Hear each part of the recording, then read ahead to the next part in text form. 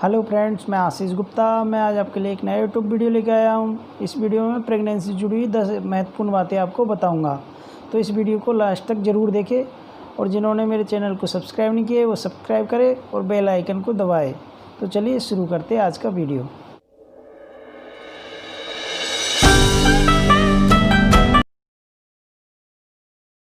आपको बिना डॉक्टर की परमिशन के कोई भी दवाई नहीं लेनी है, क्योंकि ये जो दवाइयाँ है प्लेसेंटल बैरियर को क्रॉस करके बच्चे के अंदर पहुंच सकती है और ये बच्चे को हार्म कर सकती है। जितनी भी दवाइयाँ है सारी दवाइयाँ ऑलमोस्ट प्लेसेंटा बैरियर को पार करती है, इसलिए हमें कोई भी दवाई बिना डॉक्टर की सलाह के नहीं लेनी है।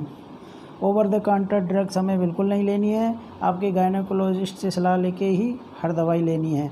जैसे ही आपकी प्रेगनेंसी पॉजिटिव आती है, आपको एक फोलिक एसिड टैबलेट्स ज़रूर स्टार्ट करनी है।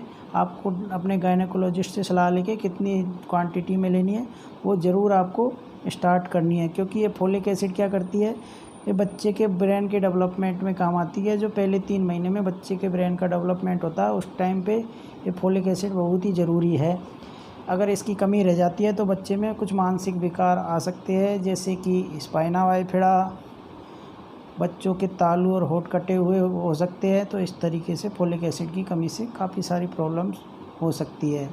फोलिक एसिड के बारे में मैं एक नया वीडियो बनाऊंगा।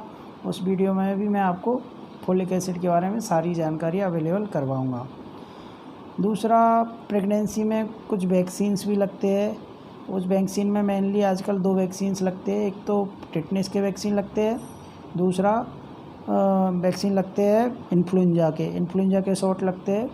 तो टिटनेस के वैक्सीन 2 डोज होती है। पहली डोज 16 से 24 वीक पे लगाई जाती है और दूसरी डोज उसके 6 वीक्स के बाद, यानी कि उसके 1.5 महीने बाद दूसरी डोज लगाई जाती है।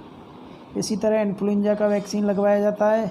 इन्फ्लुएंजा का वैक्सीन इसलिए लगाया जाता है उससे कि बच्चे को आफ्टर डिलीवरी बच्चे को 6 महीने तक उसको इन्फ्लुएंजा के इन्फेक्शन से बचाया जा सके, इसलिए हमें वो इन्फ्लुएंजा वैक्सीन लगवाना चाहिए। कुछ वैक्सीन ऐसे भी है जो प्रेगनेंसी में हमें अवॉइड करने चाहिए, जैसे कि मीजल्स, मम्स और रूबेला का वैक्सीन, येलो फीवर का वैक्सीन और वेरिसेला जोस्टर का वैक्सीन। ये वैक्सीन्स हमें प्रेगनेंसी में अवॉइड करने चाहिए। प्रेगनेंसी में डाइट का बहुत इम्पोर्टेंट रोल है, क्योंकि डाइट से आपको भी और आपके बच्चे दोनों को न्यूट्रिशन मिलता है। तो डाइट का हमें ज़रूर ख्याल रखना है। उसके लिए हमें ज़्यादा मात्रा में पानी पीना है। आपको तरल पदार्थ ज़्यादा मात्रा में लेने हैं। सब्जियां, ग्रीन लीफी वेजिटेबल ज़्यादा खानी है। मिल्क ज़रूर पीना है, क्योंकि 1 लीटर मिल्क में जितना हमें कैल्शियम चाहिए होता है प्रेगनेंसी में वो मिल जाता है। तो ज़रूर हमें मिल्क ज़रूर पिए। दूसरा, तली हुई भुनी हुई चीज़ें या मार्केट की चीज़ें हमें बिल्कुल भी नहीं खानी है और हमें संतुलित भोजन का सेवन करना है। प्रेगनेंसी में रेस्ट और नींद बहुत ज़रूरी है। रेस्ट हमें ज़रूर करना चाहिए, बीच बीच में एक साथ स्ट्रेनस वर्क नहीं करना चाहिए। दूसरा, प्रेगनेंसी में जो 8 घंटे की रात को नींद और 2 घंटे की सुबह को नींद करनी चाहिए, स्पेशली लास्ट ट्राइमेस्टर में तो ये ज़रूरी है। तीसरा, प्रेगनेंसी के पहले 3 महीने हमें भारी काम करने से बचना चाहिए और सोते समय जो करवट है हमें बाईं करवट करके सोना चाहिए, यानी कि लेफ़्ट लेटरल पोजीशन। प्रेगनेंसी में स्मोकिंग हमें बिल्कुल भी नहीं करनी है, क्योंकि स्मोकिंग से कुछ केमिकल्स रिलीज होते हैं जो बच्चे के अंदर पहुंच के बच्चे को हार्म पहुंचा सकते हैं और अबॉर्शन के भी चांसेस रहते हैं। इसी प्रकार अल्कोहल का भी सेवन बिल्कुल नहीं करना चाहिए, क्योंकि अल्कोहल की वजह से बच्चों के अंदर एक डिजीज़ हो जाती है, उसको बोलते हैं फीटल अल्कोहल सिंड्रोम। इस फीटल अल्कोहल सिंड्रोम की वजह से बच्चों में मेंटल डिफॉर्मिटी भी हो सकती है। प्रेगनेंसी में काफ़ी महिलाएं पुराने लोगों के विचारों में आके एक्सरसाइज नहीं करती है, क्योंकि वो ऐसा देखा गया है ज़्यादातर केसेज में कि बोलते हैं कि एक्सरसाइज हमें बिल्कुल नहीं करनी चाहिए, जबकि एक्सरसाइज और योगा का बहुत इम्पोर्टेंट रोल है प्रेगनेंसी में। आपको मेंटल पीस मिलती है, आपका वेट भी गेन नहीं होता है ज़्यादा, और आपके मसल्स है वो थोड़ी स्ट्रॉन्ग बनती है। आपको लेबर के टाइम पे थोड़ा स्ट्रॉन्ग मसल्स की रिक्वायरमेंट होती है। दूसरा, मसल पेन भी थोड़ा कम हो जाता है। तो इस तरीके से एक्सरसाइज बहुत ज़रूरी है। कुछ एक्सरसाइज ऐसी होती है जो प्रेगनेंसी के दौरान स्पेशल एक्सरसाइज है, उनसे हमारी जो प्रेगनेंसी के दौरान जो मसल्स है उनकी टोन बनी रहती है। तो वो एक्सरसाइज डॉक्टर की सलाह लेके ज़रूर करनी चाहिए।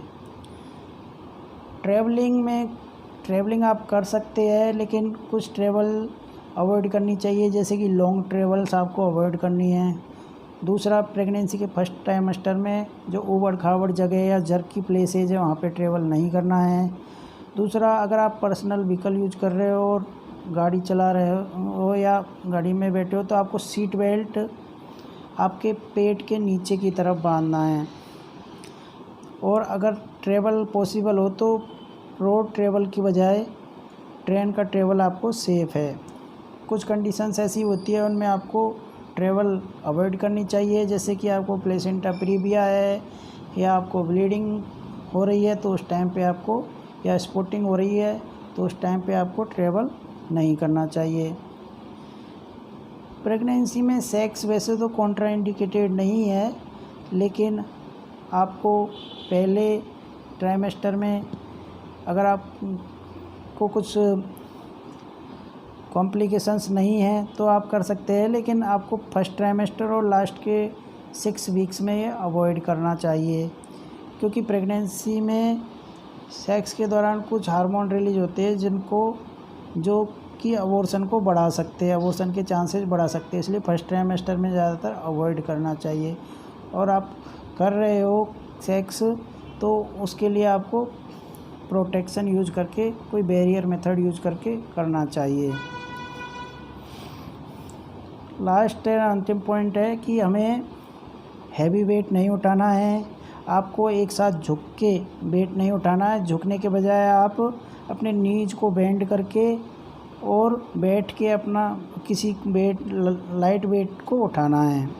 हाई हील आपको बिल्कुल भी नहीं पहननी है और अच्छे से स्ट्रेस फ्री आपको रहना है। तो कैसा लगा मेरा वीडियो आपको? अगर मेरा वीडियो आपको अच्छा लगा हो तो मेरे वीडियो को लाइक कीजिए, शेयर कीजिए और मेरे चैनल को सब्सक्राइब करना नहीं भूलें, क्योंकि आगे भी मैं काफ़ी सारी इन्फॉर्मेटिव प्रेगनेंसी रिलेटेड जानकारी आपको देता रहूँगा। तब तक के लिए नमस्कार।